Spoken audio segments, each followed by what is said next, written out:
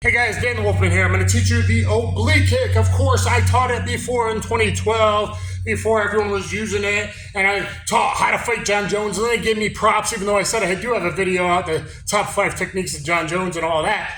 The oblique kick, also known as linear kicks, with side kick is the complete opposite of oblique kick. Those are both linear kicks, but an oblique kick, even Joe Rogan said I knew what I was talking about online when he 2 pay-per-views in a row, called it the elliptical kick, and that's not how you do it. There's 2 ways. There's a sweeping way. You'll see that in movies, and there's some uses for that. Bruce Lee versus Chuck Norris, and Kareem Abdul comes to mind.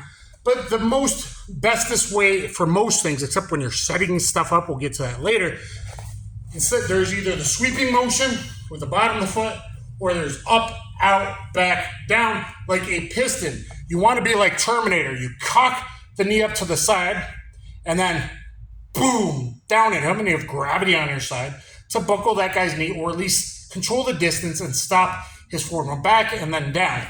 So, let's see from the side here, if I'm fighting forward, up, out, back, down. So it's kind of like a rear check, up, out, back, down. Piston straight in. And it controls distance really well. You have your foot back, your toes back. It's hit with the heel to the knee, to the quad in training, guys. Not to the knee. You can see my sparring against pros. I let them know it was there, but I purposely missed. Like, first, I'm going to look at my footage.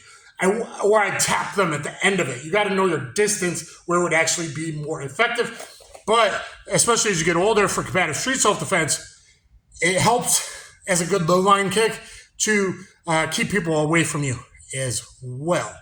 Okay, so let me bring Joe in here. So he's in his fighting stance here. I go up, down, back, here. And if someone stands straight, that's when, my God, you break his knee, you kick him in the knee, you break his leg. Well, you can tear some shit, especially if they're standing straight up. And that's why in any fighting stance, a good reason for having that front knee bent. You got to keep that front knee bent. We've seen some guys really hyperextend a couple times in UFC, Case Jardine, and Strike Force, where it was really, really bad. Some of the Jackson guys have really nailed people bad. One time against Rampage, he bitches about from John Jones. I love you, Rampage. It really extends. So if he's keeping it straight, let me be loose. Here, it does this. So it extends because it's planted on the ground. Okay? Anyway, from this distance, we're just outside kind of punching distance, and I can control the distance. So look at my cluster reset. I use that as one thing. Also on a higher level, I can use the sweeping forward one.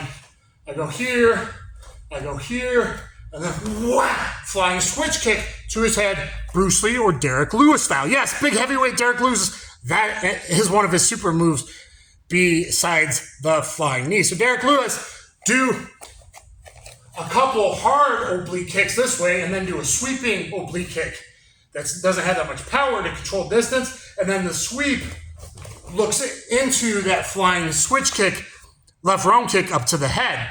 That's also very good. Another good use of the sweeping version here is if I wanted to get into him to get closer to him. So grappler versus striker, okay? So I would sweep and just use that as an entry to my straight blast, just to clinch him.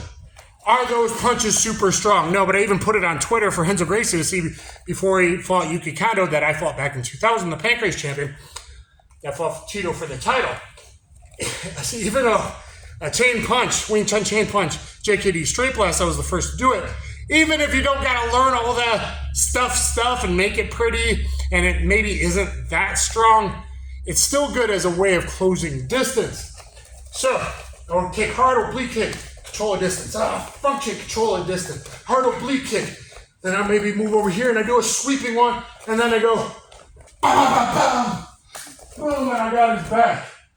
And then I take him down, a rolling leg lock from the back or whatever. The fact is, guys freak out when you put the butterflies in their faces. They lean back, and you get behind them. You're able to close distance because of it. You can also use it, same thing against someone that jabs a lot. So just kind of pump, jabs with my chin. So if he's here, someone that's just jabbing, maybe he has longer legs, I can start controlling that distance with the oblique kick as a counter. And then, okay, Now I'm in here. And then there's my takedown. You see that I can use the vertical Wing Chun style punch usually. I like the striking karate style here. 2 knuckles versus bottom 3. But with my structure there, come here again. So as I timed it, I can use this. And then he goes another jab. I intercept, the jab becomes a block. That first one's probably never going to hit him.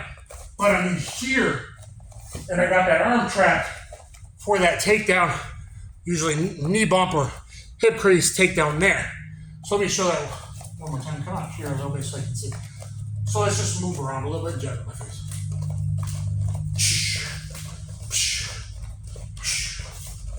Come on. Here, really come at me. So as maybe the grappling guy should actually learn the straight blast. Not because it kills everyone and it's so strong, but just as a way of bridging the gap to the clinch, which gets them into grappling, which hopefully they have halfway decent takedowns, or it gets you to the dark side, the blind side of your opponent. So anyway, even if a guy on the street has a knife defense is very hard. I'm pretty damn good at it with all the techniques that I do teach. But especially if the boots on, the front kicks can keep them away pretty good. Okay, you give a guy a Sparta kick to the chest. The oblique kick might keep them away while you're negotiating, maybe at a gas station, the pump's behind you, to find, okay, now's a good time to run and get a head start on them. So come back in here. I'm just going to pretend that you got a knife with the right hand.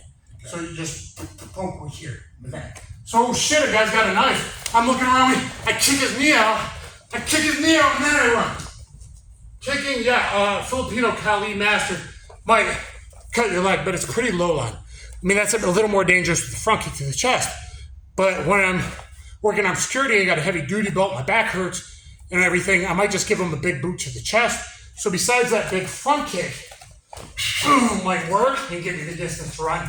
Sometimes 1 or 2 of the oblique kicks gets him actually worried to give you a little bit of distance. Like you feel it out, you're playing basketball, to move around the car, get an intermediate barrier between you, around the gas pumps, and then just straight run out of there or whatever. So that's the oblique kick. You're in whatever fighting you do, up, out, back, down. Hit him with the heel. Swinging, flying switch kick. Hard, control that distance. Boom.